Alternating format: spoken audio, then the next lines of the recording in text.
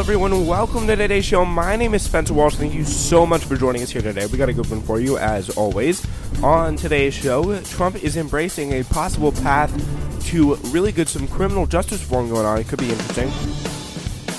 Right now, the troops are getting pretty pissed, so they're grilling James Mattis and Kirstjen Nielsen about what the hell they're doing on the southern border, because they've been there for a long time with no really foreseeable purpose. It was supposed to be to stop the caravan, but that doesn't seem to be a big deal with the Republicans anymore. They've not mentioned it in the bill at all. Trump hasn't. Since the midterms, Republicans have elected Kevin McCarthy. Texas just voted to teach a new generation of kids that Moses was basically a founding father. A lot of fun there. Laura Ingraham is also slamming Alexandria Ocasio-Cortez in only the best ways. We're going to break it all down. But first, President Trump today threw his support behind a substantial revision of the nation's prison and sentencing laws on Wednesday, opening a potential path to enacting the most significant changes to the criminal justice system in a generation. So first of all, this seems good. This is something I think is a bipartisan issue. If Trump really seems to support it, I think it could be very good if they could get really a positive passed on it, because I think a lot of people, they want to reform the criminal justice system. They think it's like a really big deal that this is that way. I mean, I know it's something I believe in, like mandatory minimums, all that stuff, is, I think, something that is a big issue at all.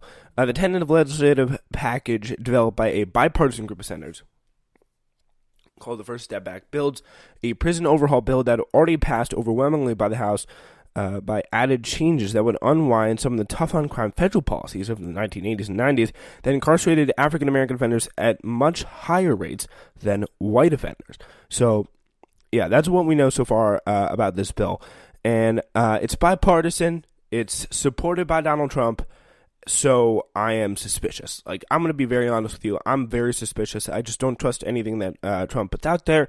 And what I'm going to do here for you is just comb through some of the details of this presented here by the New York Times and really kind of suss out what's going on with this. So, yeah, combining new funding for anti-recidivism programs, the expansion of early release credits for prisoners, and the reduction of certain mandatory minimum sentences. Good. The compromise bill would shape the experience of tens of thousands of current inmates and future offenders. I mean, I guess the compromise is better than the way we have now. So, I mean, maybe Democrats, if they get a majority in both houses, maybe they could possibly improve on this. But, again, we do not know yet when that'll happen. So, yeah, in many respects, we're getting much tougher on the truly bad criminals, for which, unfortunately, there are many, especially on the border, if you know what I mean, Trump said, flanked by Republican lawmakers and law enforcement officials.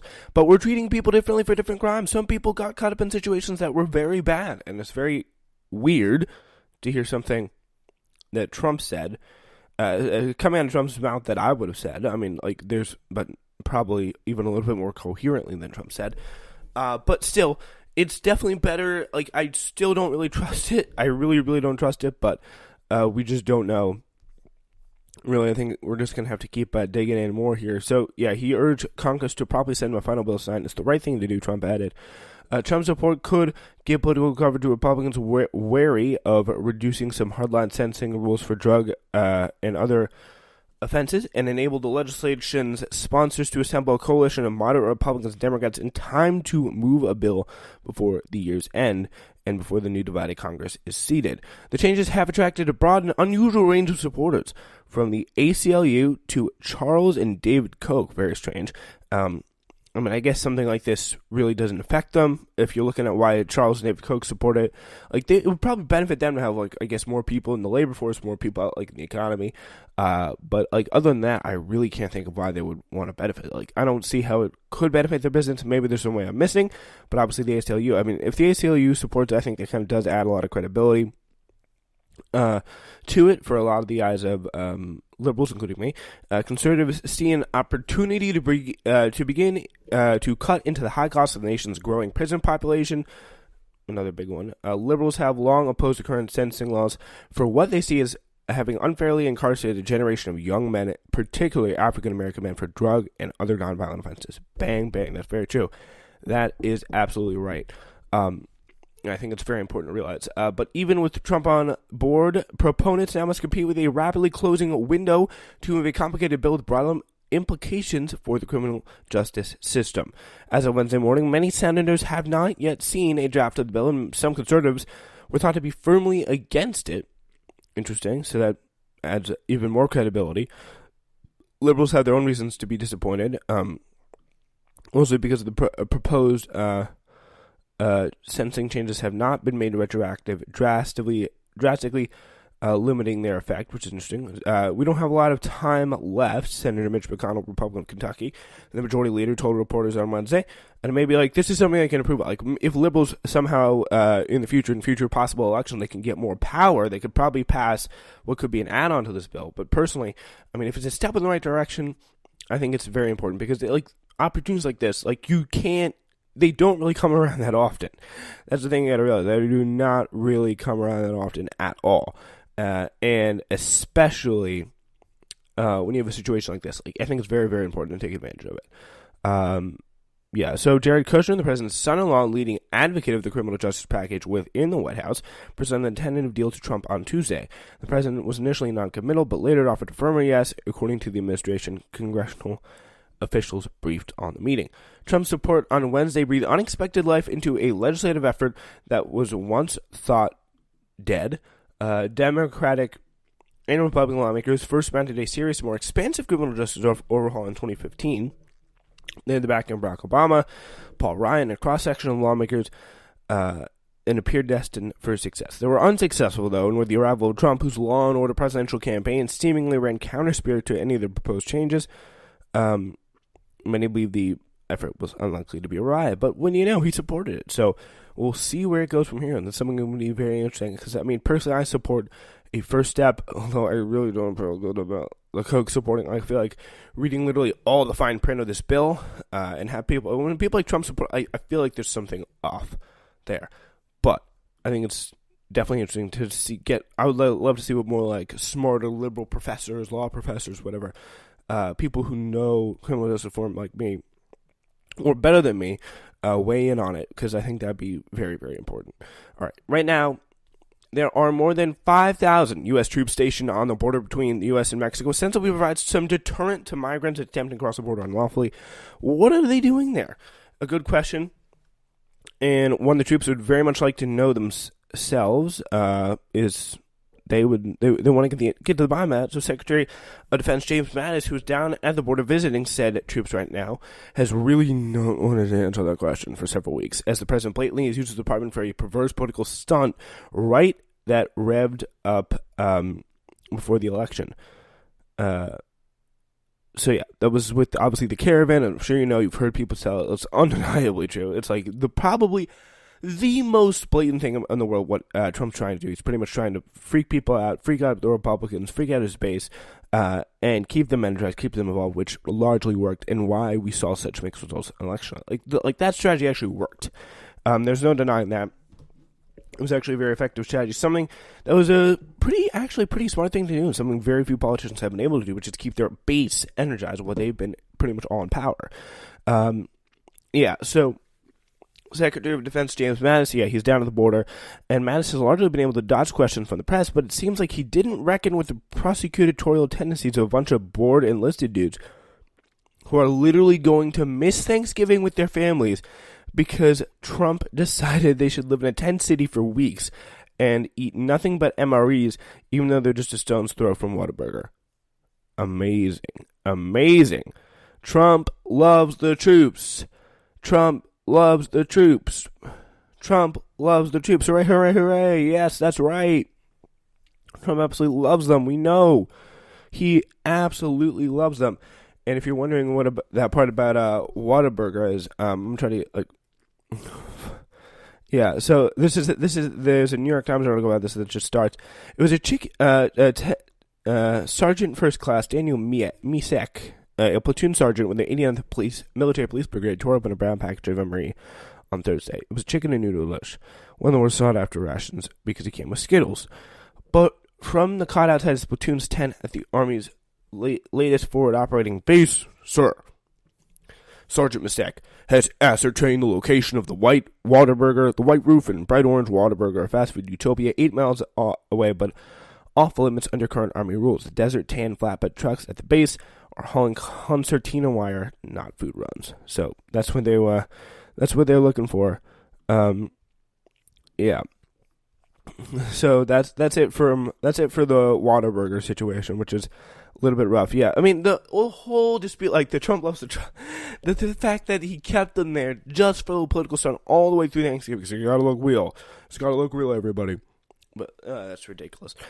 Yeah. So during his visit, Mattis fielded some questions from his men, which ABC News reporters on the ground live stream, saying, "quote, what are the short-term and long-term plans for this operation, sir?" Social asked. The short term right now is to get these obstacles into the border so the patrolmen can do what they got to do. Okay, you don't want them to be injured, something like that. If a piece of wire could have kept someone far enough back, they couldn't chuck a rock at them or something. That's what he says. So this is apparently, supposedly here at the 12-minute mark, I am being told. So we're going to come here through this and seeing where to get to the end of this. Yes, sir. But one thing about the U.S. Army, we give you a mission, you'll do it, right? Oh. There you go. I mean, that's something.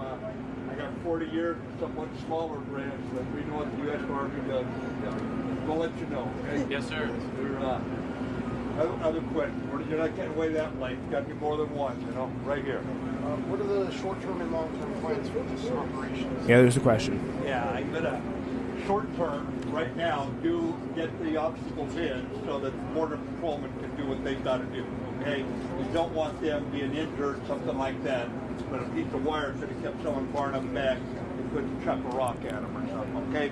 But longer term, it's somewhat to be determined, because if we were in war right now, you'd be asking the same question.